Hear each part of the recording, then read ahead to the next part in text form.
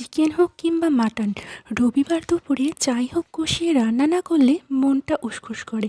আজকে খুবই সাধারণভাবে মাংসের কষা ঝোল রান্না করব। প্রথমেই চিকেনের পিসগুলি ভালো করে ধুয়ে 1 ঘন্টার জন্য ম্যারিনেট করে রাখতে হবে নুন হলুদ দিয়ে। তারপর কড়াইতে তেল গরম করে হালকা ভেজে তুলে নিতে হবে, তাহলে কাঁচা গন্ধটা কেটে যাবে। এবার ওই তেলে তেজপাতা, গোটা গরম মশলা দিয়ে নাড়তে নাড়তে রসুন কুচি ঢেলে দিতে হবে। তারপর পেঁয়াজ কুচি ও ক্যাপসিকাম দিয়ে ভালোভাবে নাড়তে নাড়তে লালচে হবার পর একটা গোটা টমেটো দিয়ে পরিমাণ মতো হলুদ, লঙ্কা, জিরে, সয়া সস ও চিলি সস মিশিয়ে নিতে হবে। এরপর অল্প জল দিয়ে কষতে কষতে লাল রং হলে চিকেনের পিসগুলো মিশিয়ে হাই ফ্লেমে কষে নিতে হবে। তারপর পরিমাণ মতো জল ঢেলে ফুটিয়ে নিলেই রেডি।